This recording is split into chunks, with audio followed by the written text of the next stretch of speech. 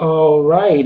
Good evening to those of you on the East Coast. Good afternoon to those of you on the West Coast. I'm your host, Brandon Troy, host and co creator of Movers and Shakers Unlimited. Thanks so much for joining us. As I said, for those, whether you're here in the East Coast or on the West Coast, joining us tonight or this afternoon, if you will.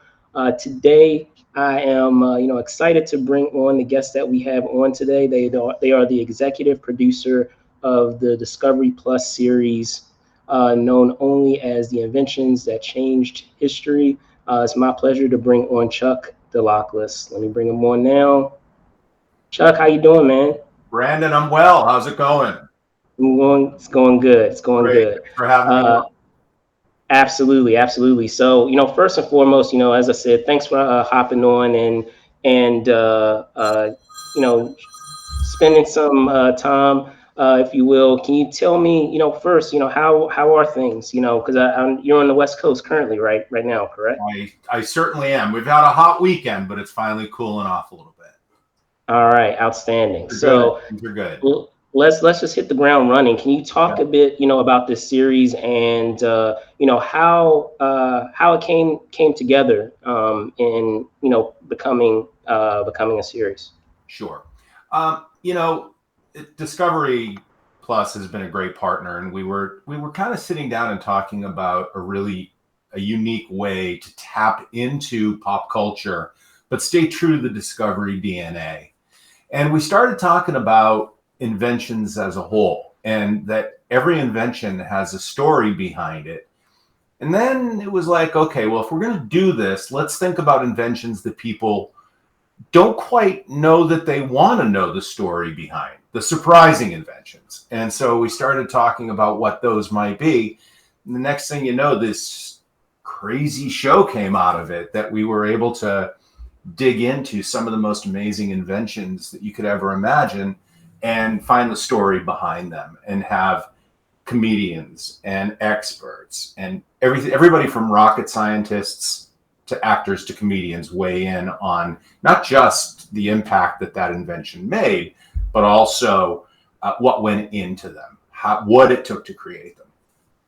All right, outstanding. And you know, in getting into the next question, with so many of these inventions, that are featured on the show, that always begs the question of, how you came to that decision, or what was that process of determining, okay, this is going to make the cut, this isn't going to make the cut as a, potential a product item, whatever the case may be, to be featured in an episode. So can you talk a bit about that selection process and how difficult maybe it was to choose maybe one invention, if you will, over another?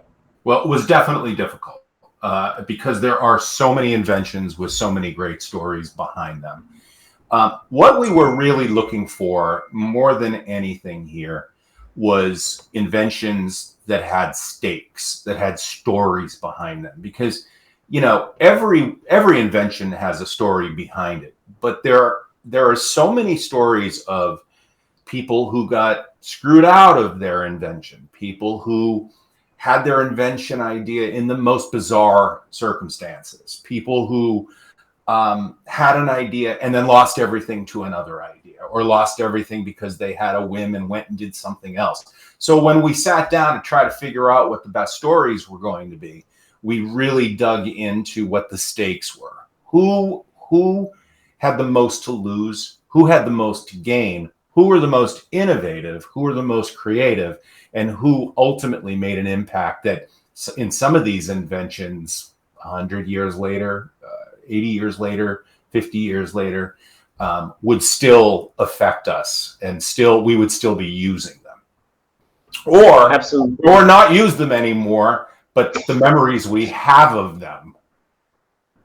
Absolutely, absolutely. And I was going to say similarly, you were commenting on it before in terms of the structure, of the episodes and having, folks come on to, talk about these products. So can you talk a little bit about that as well, and that process of getting, having folks come on and which folks and trying to navigate through, I'm sure, scheduling wise and getting, all these people to fit in for these, segments, Well, celebrities, what have in the you. middle of a global pandemic, Correct. Yes. trying to figure out how we were going to get all these people to do this.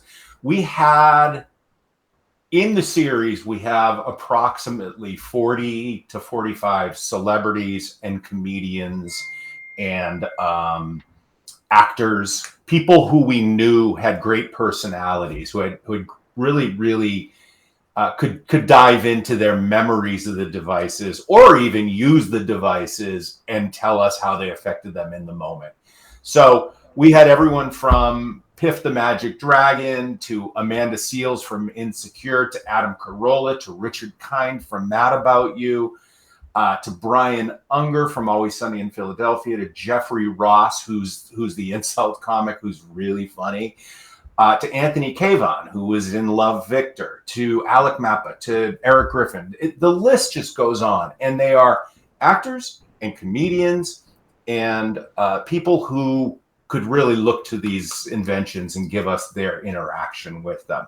And then we also went out and we found people like the cyber guy, Kurt Knudsen, and a series of experts and people who really can dive into how these were invented, what went into the actual inventing of them, and almost disassemble them for us so that we could then reassemble them. So when you talk about something like the Easy Bake Oven, you've got a comedian or an expert trying the Easy Bake Oven cake that they haven't had since they were, I don't know, 6 years old. And now here they are at 35 trying it again. And the memories aren't quite what they might have remembered them as, which made for great humor. And then we had experts come in, and those experts were able to then dismantle the fact that, believe it or not, 2 light bulbs are what cooked the cakes in the early Easy Bake Ovens. How did we do it? In essence, we shot in New York and Los Angeles. We created a studio, a full studio service for both the experts, which was very different than the comedians and actors. And we rolled them in for hour-and-a-half stretches. And I sat down with them and would just hand them stuff. And, you hand someone a hula hoop, they're going to try to hula hoop. You hand someone an Easy Bake Oven, they're going to want to try the cake in the Easy Bake Oven. You give someone a super soaker, they will get me wet. Of course, I got them back. But we were able to take these people and have real-time experiences with them. Gotcha. And, journeying back a little bit, if you will, Chuck, and talking about, your career path of being a content creator, can you talk a little bit about that? Because, I mean, we've been discussing just now of just that idea of, the current climate, as it stands now, and how, maybe fortuitously or maybe unknown to us, how valuable a tool or skill set that could be. It was always a valuable tool, but probably even more so now in the current landscape that we have. So considering all the avenues that that people have at their disposal in terms of content, was that something that you always foresaw for yourself? And I was going to say, if so, for those that are going down that path, what would you say to them? Well, I've always taken a really unique approach to the content I produce, which is, how do you look at something that most people see this way, and how do you make it go that way? Turn it on and say it, sure. And so if you're looking at something like a show like Dude, What Would Happen on the Cartoon Network that I created, or if you're looking at a show like In Their Own Words on PBS, it's a biography documentary series. My goal has always, or Crukpocalypse, which is a show about the crocodile infestation of us is happening in Florida, and how the Australians deal with it. It's like, how do you approach these projects where you're giving the audience information in a way that they might not otherwise have expected that information to come to them? What is your unique voice? What is the, and I want to use opinion carefully, but what is the tone you're going to take? How do you dive into this stuff? In this show, my goal, our goal, the whole team, as well as the team at Discovery, was to make it informative, entertaining, but in many ways, I haven't quite seen something like this before. We told the story of the pool noodle by creating characters out of pool noodles.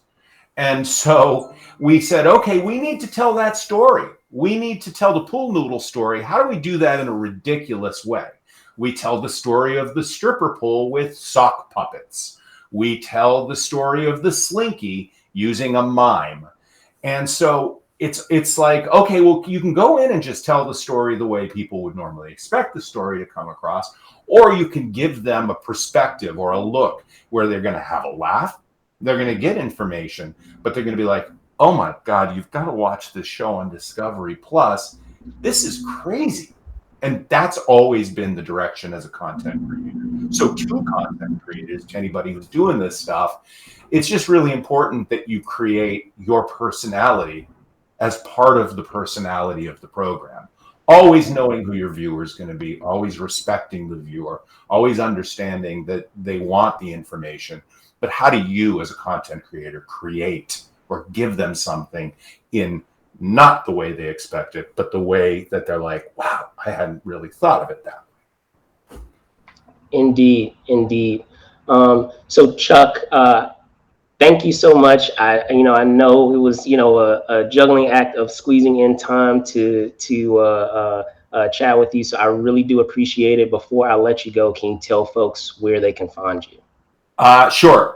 Really, it's where can they find the show? And I urge everybody to check out Discovery Plus. The show we have 6 episodes. We have the wettest episode ever, the hungriest episode ever, the happiest episode ever, the throwbackiest episode ever, the laziest episode ever, and the sweatiest episode ever. How do you not tune to that? So Discovery Plus, you can do that. On my end, where I'm coming from, you can always check me out or shoot me a note on Instagram, which is Chuck Dalaklis, or I believe it's C Dalak is my handle, I think, Brandon.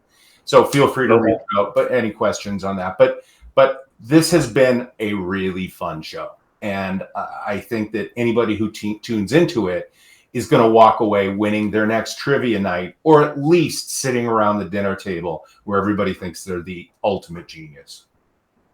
Outstanding. And based on how you guys have it divvied out for the episodes, I believe episode 5 and 6 will air. We're dropping this week. Thursday is the laziest episode and the sweatiest episode. And the first 4 are on right now. Check them out. They're great. All right. Awesome. Well, there you guys have it. Again, I want to thank Chuck Dalaklis. Thank you again for hopping on and talking about inventions that changed history. Again, I'm your host, Brandon Choi, host and co-creator of Movers and Shakers Unlimited. Thank you guys so much for watching. Be safe out there and see you soon. Bye.